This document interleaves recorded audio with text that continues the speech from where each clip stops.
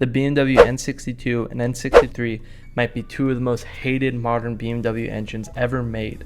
If you ask the internet about either one of these engines, you're probably going to hear the same things over and over again. Run away, money pit, worst engine ever, don't buy one unless you hate yourself. And honestly, I get it. These engines have problems, a lot of problems. Valve stem seals, coolant leaks, oil leaks, turbo problems, oil consumption issues, insane labor costs. The reputation did not come from nowhere. But I also think the internet has completely oversimplified these engines, because in my opinion, the N62 and N63 are not necessarily just garbage engines. They're misunderstood engines. They are not cheap, they are not simple, they are not for everybody. And if you buy the wrong one, it can absolutely ruin your bank account. But I also don't think they're the automatic death sentence that everyone makes them out to be. So in this video, I want to talk about why I think the N62 and N63 are more reliable than people think. Or at least way more misunderstood than people give them credit for.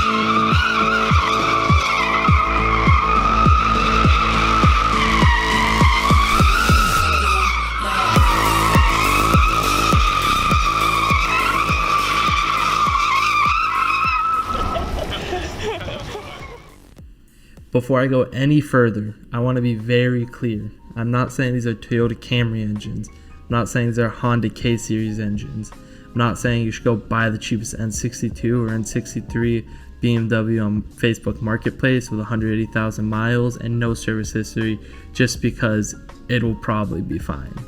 That is not what I'm saying. What I am saying is this. I think a lot of people confuse high maintenance with unreliable, and those are not always the same thing. An unreliable engine fails randomly, even when you take care of it. High maintenance engine needs regular preventative maintenance to stay healthy, and a neglected engine is a completely different thing. A neglected engine is what happens when 5 owners in a row ignore every oil leak, every coolant leak, every warning sign, every weird noise, and then the 6th owner buys it for cheap and blames BMW when everything finally catches up. And I think that's what happened to a lot of N62 and N63 powered cars. The engines have real issues, yes, but the ownership history, the depreciation, the lack of maintenance, and the expectations people have when they buy these cars are a massive part of the problem.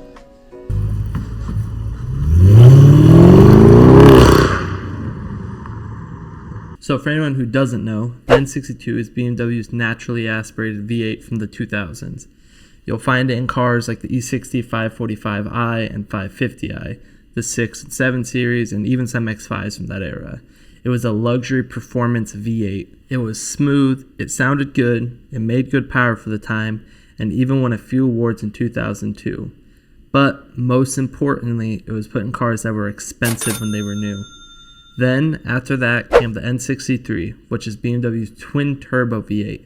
That engine showed up in cars like the 550i, 750i, X5 and X650i, and later versions of cars like the M550i and other flagship BMW models.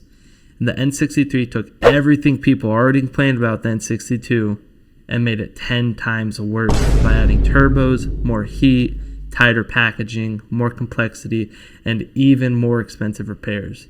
So I'm not going to sit here and pretend these are simple engines. They're not.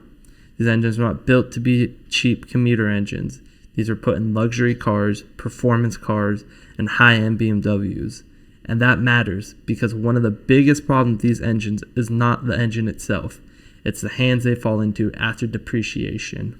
It's been nearly 2.5 years since I've torn down a BMW N63 Hot V twin turbo V8, and at the time I tore the last one down, I think I had 9 or 10 of them at my shop. There's a constant rotation of blown up N63s. Now, to be fair, let's talk about why people hate these engines. Because like I said, the reputation did not come from nowhere. On the N62, you have the classic stuff. Valve stem seals, coolant transfer pipe issues, alternator bracket gasket leaks, upper timing cover leaks, cooling system problems, vacuum leaks, and the biggest problem with a lot of these repairs is not always the part itself. It's the labor. A gasket might be cheap, but getting to that gasket can be a total nightmare. So if you're paying a shop, suddenly a small leak turns into a massive bill. And then with the N63, the list gets even scarier. Early N63s especially had a rough reputation. Oil consumption, timing chain issues, turbo heat, injectors, coils, fuel system issues, valve stem seals, cooling system issues, oil leaks, and the list just goes on and on. And because it's twin turbo and packed extremely tight in the engine bay, a lot of jobs are just totally brutal. So yes, these engines have problems. If someone says the N62 and N63 can be expensive and risky, I agree, they can be. If someone says you need to know what you're getting into, I also agree, you absolutely do. But where I disagree is when people act like every single one of these engines is automatically junk no matter what, because I just don't think that's true. So the first car on our list for cars that will rob you blind, steal your firstborn, and sap every penny out of your bank account is the wonderful, famous, or infamous 7 Series BMW right here, like this, for example. So with some of the earlier cars, they had problems with the electric water pumps and leaking. There was sometimes smell of burning oil. You'd have engine leaks. Now, of course, some of these later models with the N63, that's the twin turbo V8 engine, like you'll find in this one, because this is a 750. That N63 now has been a real problem. I think one of the biggest reasons these engines have such a bad reputation is depreciation. These cars were expensive when they were new. A 7 Series, a 5 Series with a V8, a 6 Series, an X550i, these were not cheap cars. A lot of these were $70, $80, $90, even $100,000 cars depending on the spec. But then years go by, they get older, they start leaking, they start needing suspension work, they start needing cooling system work, they need tires, brakes, batteries, sensors, gaskets, fluid, and all the other stuff that comes with owning any aging luxury car. Then suddenly that $80,000 BMW is sitting on Facebook Marketplace for $1,000. That's where everything goes wrong. Because the purchase price dropped, but the maintenance cost did not. And that's what most people forget. The car got cheaper, the engineering didn't. The parts didn't magically become Honda Civic parts. The labor didn't magically become easier. The engine bay didn't magically become less complicated. Car might only cost $3,000 now, but it's still built like an expensive German luxury car. And what happens is people buy them because they're cheap, fast, comfortable, and cool, but then they don't have the money, tools, patience, or knowledge to maintain them properly. So a small oil leak gets ignored, then another leak shows up, then the cooling system starts acting weird, the battery gets weak, the car starts throwing codes left and right, then it needs tires, brakes, then it smokes on startup, then the owner says, BMW V8s are trash, and maybe the engine does deserve some blame, but also, how many years was that car neglected before it got to that point? That's the part nobody wants to talk about. A lot of these cars don't fail because one day the engine just randomly decided to explode. They fail because years of deferred maintenance finally caught up all at once.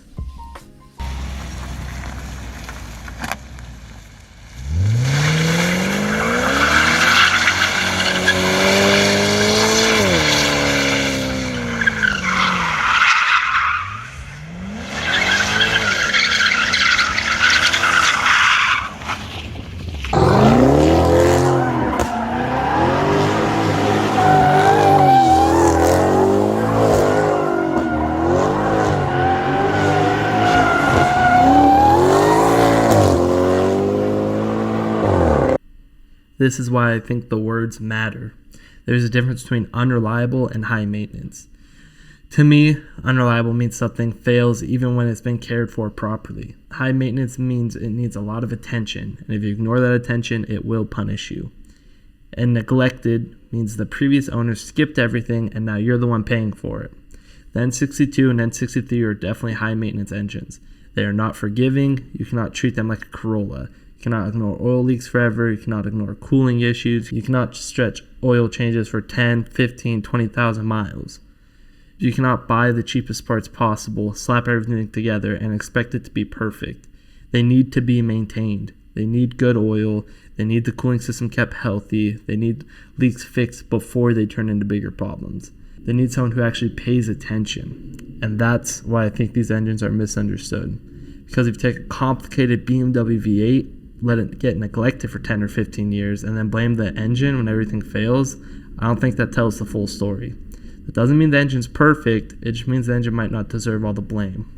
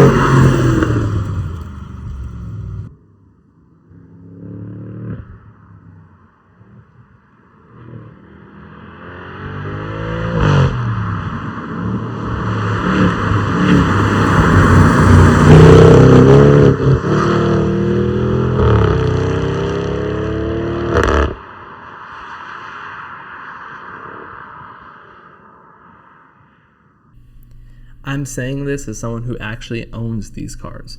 I'm not just reading Reddit threads and repeating what everyone else says. I know what it's like to own one of these cars. I know what it's like to look at an old BMW V8 and think, this thing is amazing. And then 2 seconds later think, why did I do this to myself? Because that's kind of the whole ownership experience. These cars are awesome, but they are not easy. My car has had issues. I'm not going to act like it's been some perfect, flawless ownership experience. It hasn't. But a lot of what I've dealt with is old BMW stuff. Deferred maintenance, previous owner problems, wear and tear items, leaks, suspension, brakes, electrical weirdness, just stuff that happens when you buy an aging luxury car that was once expensive and is now cheap enough for normal people to buy. And that's kind of the point. When you buy one of these cars cheap, you're not buying a cheap car.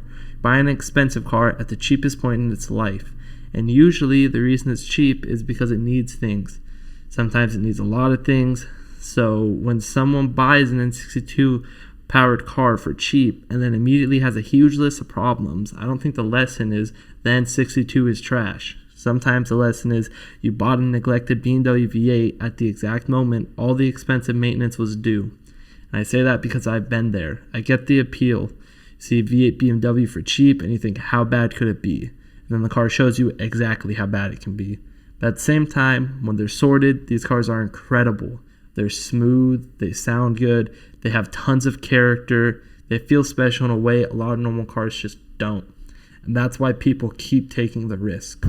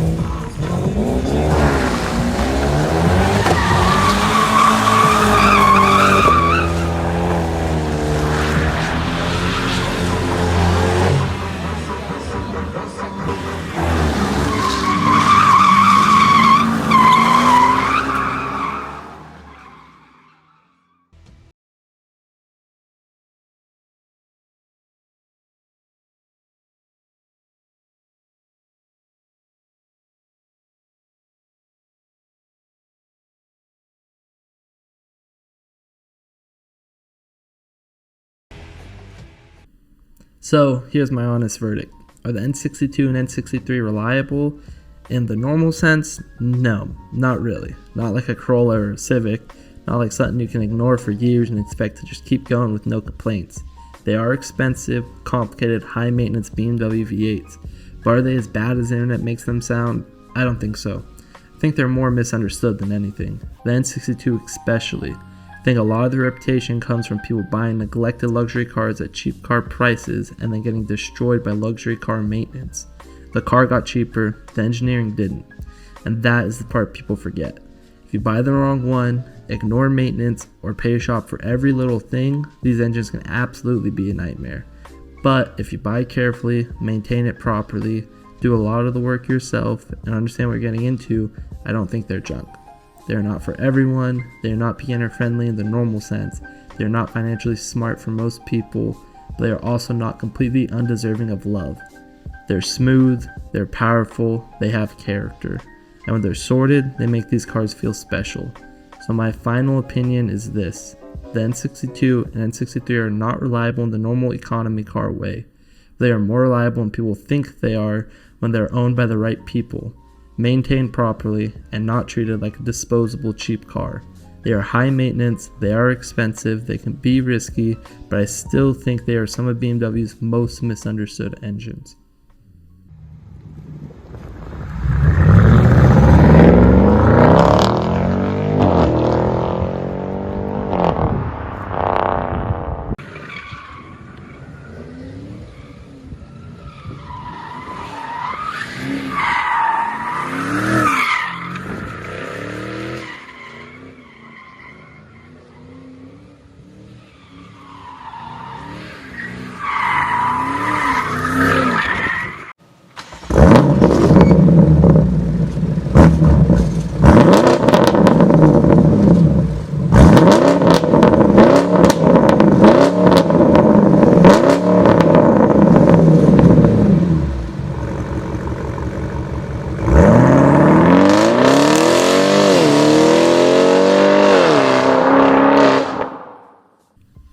Now, I already know this video is probably going to make some people mad, so I want to hear your opinions. Do you think the N62 and N63 are actually misunderstood?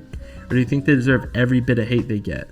And if you've owned one, I really want to hear your experience. Was it reliable? Was it a nightmare? Would you buy another one? Drop a comment and let me know. And if you want to see what it's actually like owning and working on these BMW V8s, that's basically what this whole channel is about. I've got my 540i, an M550i, and a bunch of other BMW projects. So subscribe if you want to follow along. Because whether these engines are reliable or not, I'm already too deep into them now.